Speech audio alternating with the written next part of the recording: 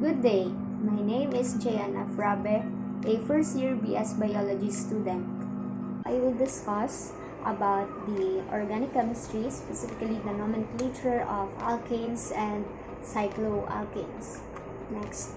So, as what I have said, I will discuss the nomenclature of alkanes and the cycloalkanes.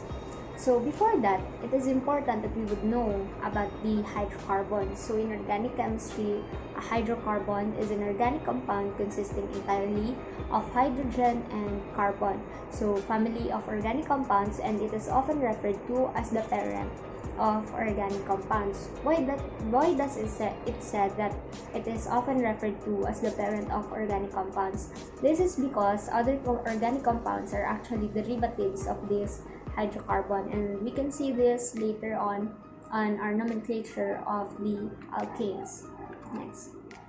So actually there are different types of hydrocarbons. These are the alkane, the alkenes, and the alkenes, and the alkynes. So the alkane, they are the hydrocarbons with all of its carbon.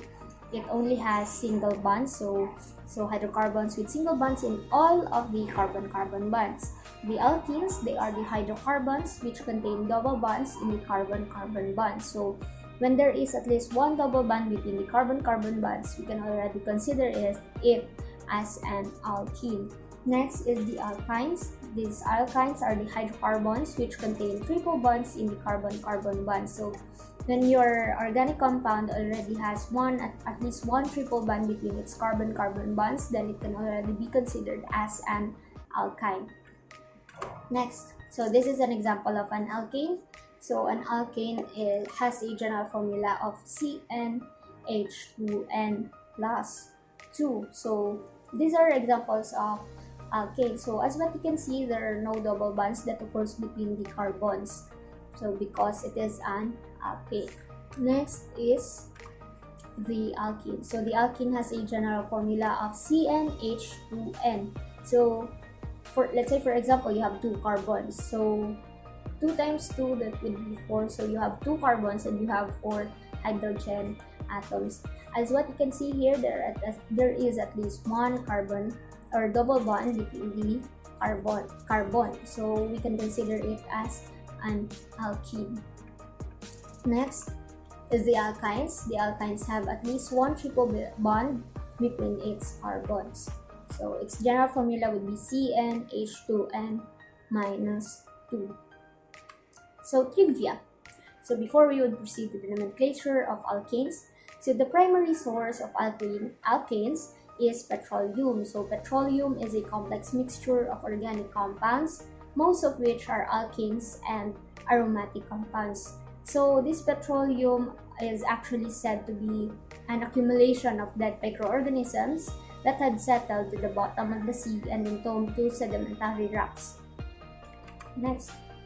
So before we would proceed to naming our alkanes, I would first discuss the shapes of alkanes, because it is important that we would know the different shapes of alkanes. So there are actually only 2 shapes of alkanes. First is the straight chain alkanes, or the unbranched alkanes. So these straight chain alkanes have a zigzag orientation when they are in their most straight orientation. So it is somewhat ambiguous because it says straight chain, however it has a zigzag orientation. But what does it mean is that it doesn't have any branches that comes off to any of the carbons. Next example is the branched alkanes. So the branched alkanes have at least one carbon which is attached to more than 2 other carbons, and it contains substituents. So what are these substituents? These substituents are group connected to your parent chain. Okay, our branched alkanes already have substituents. So these are examples of our branched alkanes. We have the isobutane, where there is a branch here, and this one is our isopentane and the neopentane. That are just some examples. Next, now we will proceed to the nomenclature of unbranched alkane. So before I will discuss this table right here, I would first proceed to the next slide in order for us to understand. So because hydrocarbons, the form or the name of hydrocarbons actually contains the generic root and the suffixes for what type of hydrocarbon is it. So as what you can see here, we have two tables here. The table 1 indicates the generic roots and the table 2 indicates the endings of hydrocarbons. So first is the generic root. So when you have one carbon atom, only one carbon atom, our generic root would be meth. When you have two carbon atoms, our generic root would be eth. When we have 3, would be prop, 4, but 5, and so on and so forth. And our endings for the hydrocarbons, as what I have discussed earlier, we have the alkanes, the alkenes, and the alkynes. So these are their endings, the A and E for the alkane, which all bonds are singles. The E and E, where there is a presence of at least one double bond, the alkene, and the ine, where there is a presence of at least one triple bond, or the alkyne. I mean, in this one is the alkene and this one is the alkyne. Okay, let's go back to the previous slide. So as what you can see here, our generic roots is indicated as the prefixes, the meth, the eth, prop, but, but, pent, hex, hep, oct, non, dec, and up to 100 we have the hectane. So, and our suffixes would be the A and E because we are discussing here the unbranched alkanes. So these names here are actually from the International Union of Pure and Applied Chemistry, or the IUPAC. So they had the systematic naming or approach to this type of hydrocarbons. Before proceeding to the nomenclature of unbranched alkanes, we should also discuss the nomenclature of alkyl groups, because the alkyl groups are the most common substituents of branched alkanes. So what happens here is that your alkane, you remove one hydrogen from your alkane and it will become an alkyl group. So what happens is that the suffix A and E from alkane would be replaced by a suffix YL. Okay, now we will proceed to the nomenclature of our branched alkanes. So in the nomenclature of branched alkanes, we have certain rules to follow. So I will read first these rules, and we will have certain examples later on for us to understand these rules. So first, locate the longest continuous chain of carbons. This is the parent chain, and that means the parent name. Our next rule is that number the longest chain beginning with the end of the chain near the substituent. So your numbering of your longest chain should give your substituent the lowest number possible. The next is that you should designate the location of the substituent. Next is when two or more substituents are present, give each substituent a number corresponding to its location on the longest chain. And we should note this one, substituents are listed alphabetically. So when we have multiple substituents, we arrange them alphabetically. Next rule is when two or more substituents are identical, use the prefixes di, tri, tetra, and other more. Commas are used to separate numbers from each other. So when you have multiple substituents that are identical to each other, you use prefixes such as this one. So, and you use comma in order to separate those numbers from each other. The prefixes are used in alphabetical prioritization.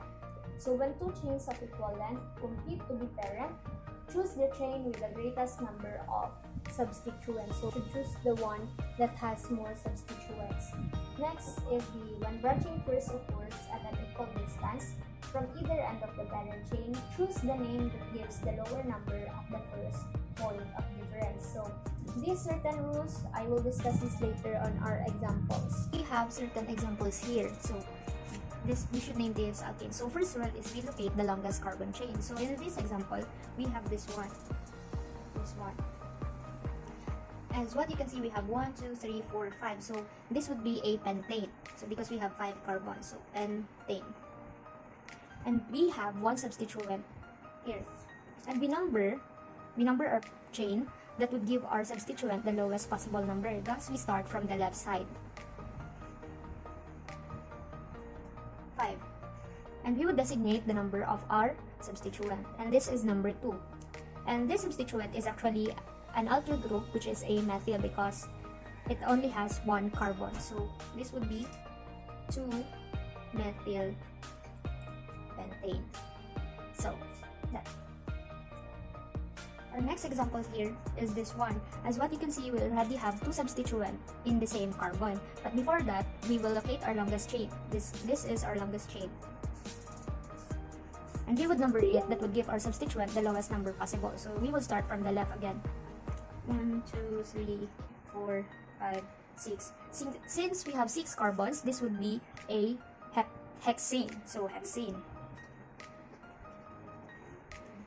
And our substituent are 2-methyl. So they only have one carbon and one carbon. So since they are identical substituents, we would use the prefix di. So this would be a dimethyl, and they are both located on 2. That is why we would name this 2,2-dimethyl hexane. So this is because we have 2 methyl groups on the same carbon, and we would designate our substituent a number, which is the number 2, and we use the prefix di because they are 2 methyl groups, or methyl alkyl groups.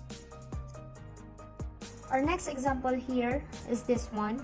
In this case, we already have 2 substituents that are different. But before that, we will still number our longest continuous chain of carbons, and we will start from the right side because it would give our substituent the lowest number possible. So this would be 1, 2, 3, 4, 5, 6, 7. This would be a heptane because we have 7 carbons. So we would write first the heptane. And we identify our substituent. This one is still a methyl group. And this one, we already have 2 carbons, which is an ethyl because 2 carbons is an ethane, and it is a alkyl group, thus we name it as an ethyl. Now, the ethyl and the methyl have different alphabets. The ethyl would come first because according to our rule, we name our organic compound alphabetically. So we would name it as 4-ethyl, 2 because our methyl is located at the second carbon, 2-methyl heptane. So let me speak Taglish in this one so that I can explain this thoroughly. So ito, meron tayong molecule na parehas sa isa't isa. So we can actually locate a longest continuous carbon chain in different ways dito na example. So what if our first ang mauna nating makita as the longest continuous chain would be this way, okay? I know it as blue. What if it would be this way? So again, magna-number tayo ng substituent natin na magbigay sa kanya ng lowest number possible. So we will start here, okay? 1, 2, 3, 4, 5, 6, 7. So since we have 7, this would be a heptane, okay? Heptane. And ang ating mga substituent, we would identify this. This one is a methyl group. This one is an ethyl. And this one is also an ethyl. So, since we have an ethyl and methyl, as what our rule says, we should name our organic compound alphabetically. So, the ethyl would actually come first. So, since we have 2 ethyl, we would use the prefix di. So, our first number would be 3,4-diethyl. So, 3,4-diethyl. Then our next substituent is the methyl, which is located at the second carbon. So this would be 2-methyl heptane. So the name of this compound is 3,4-diethyl 2-methyl heptane.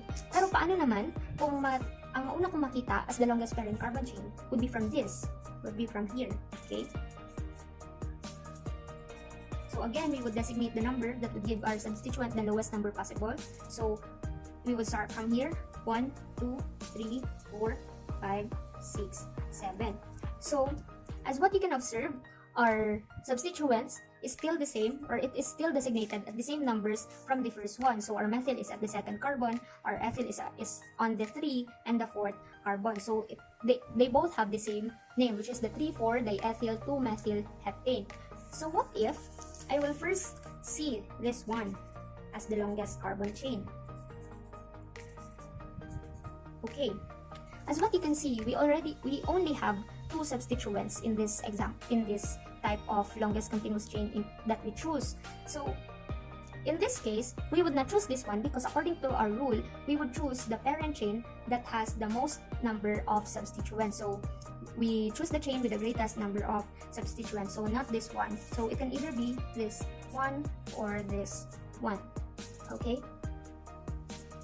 Now, the nomenclature of cycloalkane. So there are certain rules, but the most important one is the addition of the prefix cyclo to the name of the alkane with the same number of carbons. And the rest of the rules, we will encounter this later to our examples. We have this example here. As what you can see, we already have two substituents. So, the same as the rule for the alkanes, we would name the substituents alphabetically and we would number this one that would give the lowest number possible. Since we have an ethyl group, we have two carbons, the ethyl and the methyl, we would number it in a way that the ethyl would come first. So we would start numbering this ring from here.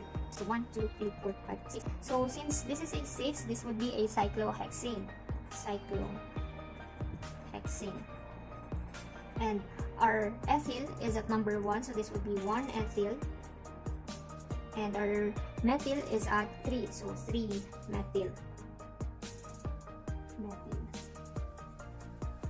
Cyclohexane. So this is 1 ethyl, 3 methyl cyclohexane. So this is a dash. Okay, dash.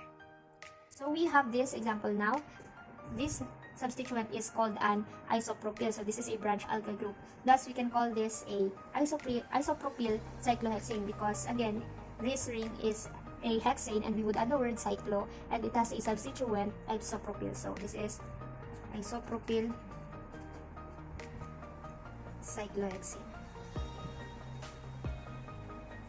Then we have another example here. We would number our ring starting from the part where there is a substituent 1, 2, 3, 4, 5. So what is this substituent? So actually this substituent is an alkyl halide. So this substituent is called a chlorine. Okay, this is a type of alkyl halide and we have a cyclopentane. But we would not name this as chlorine cyclopentane, but rather we would make this chlorine as chloro. So this organic compound would be called chlorocyclopentane. As what we can observe, we already have a hydroxyl group. So according to our rules, hydroxyl has higher priority than alkyl and it is given position 1. Thus, we number this ring from OH. Okay, 1 from the hydroxyl group, 2, 3, 4, 5, 6. If there is a hydroxyl group, the name of a ring normally would be a cyclohexane, right? But since we have a hydroxyl group, the name of our ring would actually become a cyclohexanol. So, what happened here is that the suffix A and E became OL because we have a hydroxyl group here. And we would put this one, the substituent, we would designate its number and put in the name. So, our methyl group is at 2. So, this would be 2-methyl cyclohexanol. Our ring have 1, 2, 3, 4 carbons.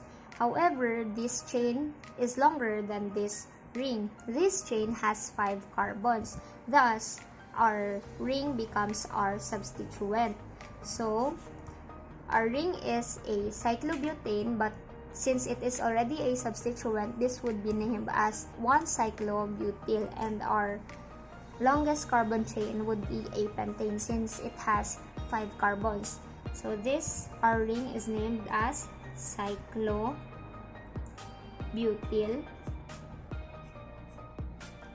and our longest carbon chain is called pentane. So pentane. And that ends our discussion. I really do hope that you have learned something. Thank you and goodbye.